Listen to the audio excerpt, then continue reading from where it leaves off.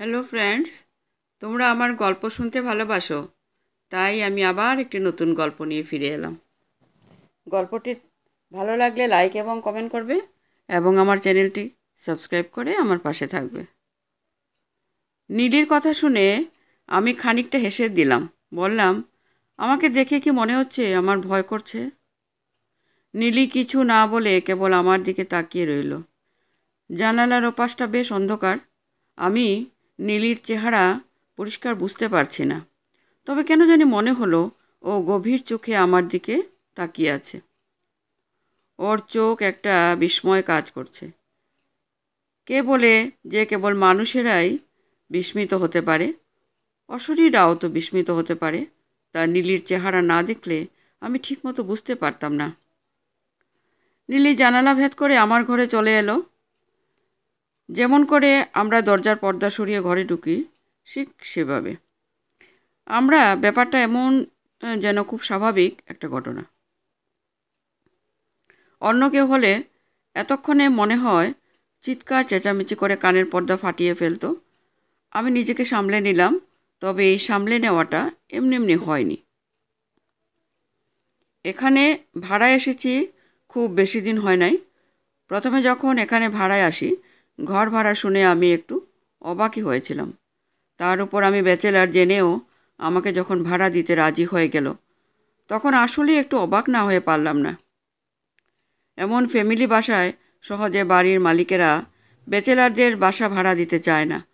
অন্য সব ফ্লোরগুলো ভাড়া দেওয়া, কেবল এই ফ্লোরে কেউ নেই। তখন অবশ্য কোনো প্রকার সন্দেহ হয়নি। আমি নিশ্চিন্তে উঠে গেলাম। সবথেকে বড় সুবিধা হলো আমার অফিস থেকে বাসাটা একদম কাছে, হেঁটে যাওয়ার দূরত্ব। কদিন ভালোই কাটছিল, কেবল সমস্যা ছিল যে রাত হলেই আমার ঘরটা একটু বেশি ঠান্ডা হয়ে যেত। ভালোই হতো যে প্রচণ্ড গরম ছিল বাইরে, কিন্তু আমি এসি চালু না করেও ঠান্ডার আরাম পেতাম। আরেকটা ব্যাপার যে বাড়ির মালিক প্রতিদিন সকালে এসে আমার খোঁজ খবর নিয়ে যেত, আমার কোনো সমস্যা হচ্ছে কি না, কিংবা আমি ভালো আছি কি না। কথা বলার সময় বাড়িওয়ালার চেহারায় একটা অন্যরকম দুশ্চিন্তার ছাপ দেখতে পেতাম। তবে আমি যখন বলতাম কোনো সমস্যা নেই, তখন ভদ্রলোকের চেহারা দেখে মনে হতো যেন বুকের উপর থেকে 10 মণের একটা পাথর সরে গেল। আমার তারপর থেকে খানিকটা সন্দেহ তৈরি হলো। এখন সন্দেহ তৈরি হলেই তো বাড়ির মালিকের কাছে গিয়ে বলা যায় না যে, আঙ্কেল, আপনার বাড়িতে কি কোনো ভূত আছে? আর জানতে চাইলেই উনি কেনই বা বলবেন? তার উপরে বাড়ি থেকে চলে যেতে যেতে বলতেও পারেন না, আমি কেন এত চমৎকার জায়গা ছাড়ব? তবে একদিন পাড়ার দোকানের কাছে জানতে চাইলাম। প্রথমে তো বেটা বলতেই চায় না। তবে আমি ওই ফ্ল্যাটে 2 সপ্তাহের উপরে আছি এবং নিশ্চিন্তে আছি দেখে দোকানদার বেশ অবাক হয়ে আমার দিকে তাকালো। তারপর গলা নিচ করে যা বলল তার সারমর্ম হলো, আমি যেই ফ্ল্যাটে থাকি সেই ফ্ল্যাটে নাকি একটা ভূত থাকে। ঠিক ভূত না, মহিলা ভূত, সোজা ভাষায় পেতনি। মেয়েটার নাকি ওখানে মৃতদেহ পাওয়া গেছিল। মেয়েটার নাম নীলি। এর আগে ওই ফ্ল্যাটে কেউ নাকি 1 সপ্তাহের বেশি থাকতেই পারে নাই। আমি সপ্তাহ 2 কীভাবে আছি এই নিয়ে তার বিস্ময়ের শেষ নাই। আমি হেসে উড়িয়ে দিলে সদাইপাতি কিনে নিয়ে হাজির হলাম বাসায়। বাসায় আসার পরই আমি ব্যাপারগুলো একটু চিন্তা করতে শুরু করলাম। যতই হেসে উড়িয়ে দিই, নিজের মনে মনে একটু কিছু ভয় কিংবা সন্দেহ ততক্ষণে তৈরি হয়ে গেছে। আসলেই কিছু একটা আছে এই বাসায়, বিশেষ করে ঠান্ডার বিষয়। তাছাড়া আরেকটা ব্যাপার আমি আগে লক্ষ্য করিনি, তবে লক্ষ্য করা দরকার ছিল মনে হচ্ছে। আমি এমনিতেও বাইরেই খাওয়া দাওয়া করি, তবে মাঝে মাঝে চরম ক্ষুধার মুহূর্তে যখন বাইরে যেতে ইচ্ছা করে না, তখন ঘরেই কিছু বানিয়ে নিই। এই 2 সপ্তাহে 2বারের মতন এমন হয়েছে। রাতের বেলা যখন খিদা লেগেছিল, তখন একবার মুম্বাই টোস্ট আর খিচুড়ি রেঁধেছিলাম। সেগুলোর বাসন আমি আধো অবস্থায় রেখেছিলাম সকালে পরিষ্কার করব বলে। সকালে অফিসে চলে যাওয়ার ফলে আর করা হয়নি, কিন্তু বাসায় এসে দেখি সেগুলো পরিষ্কার করা। পরে আমার মনে হয়েছিল আমি হয়তো সেগুলো পরিষ্কার করে রেখেছি, আমার মনে নেই। যাক, আমি আর বেশি চিন্তা করলাম না। যেই থাকুক, যদি সত্যি থেকে থাকে তাহলে সে আমার কোনো ক্ষতি করবে না, সেটা আমি পরিষ্কার বুঝতে পারছি। যদি ভয় দেখাতো তাহলে এতদিন সামনে চলে আসতো। নীলিকে দেখি আরও 1 সপ্তাহ পরে। আমি অফিস থেকে ফিরে এসেছি সবেমাত্র। সেদিন কাজের খুব চাপ ছিল। বাসায় আসতে আসতেই প্রায় 10টা বেজে গেল। ঘরে ঢুকে আমার শরীর যেন আর চলছিল না। দরজা থেকে জামাকাপড় খুলতে শুরু করলাম। লক্ষ্য কেবল বিছানা। আগে ঘণ্টাখানেক ঘুমানোর ইচ্ছা, তারপর অন্য কিছু চিন্তা করা যাবে। খেয়েই এসেছি, সুতরাং কোনো চিন্তা নেই। আমি জুতা মোজা খুলে খুলে এদিক ওদিক ফেলতে ফেলতে শোবার ঘরের দিকে এগুচ্ছি। তখনই পেছন থেকে ঠান্ডা মিহি কণ্ঠে একজন বলে উঠল, এত অগোছালো কেন আপনি? আমি কিছুক্ষণ কোনো কথা বলতে পারলাম না। একেবারে যেন চুপ হয়ে দাঁড়িয়ে গেলাম। লক্ষ্য করলাম আমার পাটা খানিকটা যেন কাঁপছে।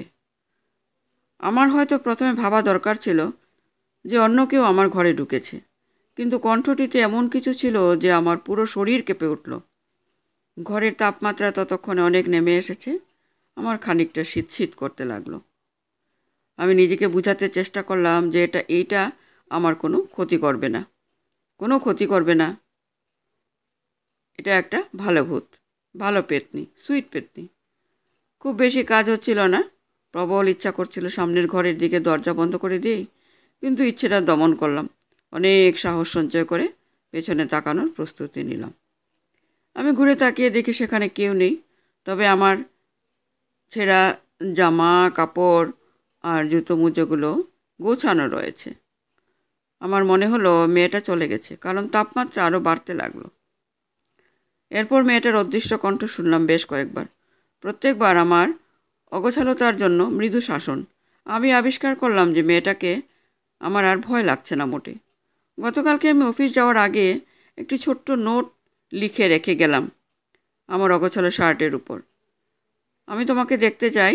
নিজের কাছেই কিছুটা হাস্যকর শোনালো যে আমি একটি পেতনির সাথে কথা বলতে যাচ্ছি এবং দেখা করতে চাচ্ছি। মানুষজন শুনলে কি ভাববে কে জানে। অফিস থেকে ফিরে এসেও তার কোনো খোঁজ পেলাম না, তবে আমার শার্টখানা ঠিকই গোছানো ছিল। রাতের ঘুমোতে যাওয়ার আগে জানলার দিকে তাকিয়েছি, তখন একটি ছায়া মূর্তি দেখতে পেলাম। প্রথমে বুকের ভেতরে ধক করে উঠলেও সামলে নিলাম পরক্ষণেই। নিজে এগিয়ে গেলাম সামনে। ছায়াটা তখনও জানলার ওপাশেই রয়েছে চুপচাপ। আমি আগে গিয়েই জানতে চাইলাম, তুমি কি এসেছো? তখনই নীলি জানতে চাইল কথাটা। ঘরের আলোতে মেয়েটা যখন এলো আমি খানিকটা অবাক হয়ে লক্ষ্য করলাম, বহুদিন আমি এত সুন্দর মুখ দেখিনি। আমি কিছুটা সময় কোনো কথা বলতে পারলাম না, কেবল চেয়ে রইলাম। নীলি বলল, কি পেতনির চেহারা দেখে খুব পছন্দ হয়েছে, বলে খুব জোরে হাসতে লাগলো। আমি বললাম, বিশ্বাস হচ্ছে না। আমাদের ছোটোবেলা থেকে যা শেখানো হয় শাকচুন্নি আর পেতনি বিষয়ে, তা দেখি পুরাই উল্টো। নীলি আমার দিকে তাকিয়ে বলল, তুমি বেশ সাহসী দেখছি।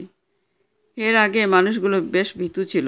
যাক ভালো, তোমার সাথে টুকটাক কথা বলা যাবে, চাইলে প্রেমও করতে পারো।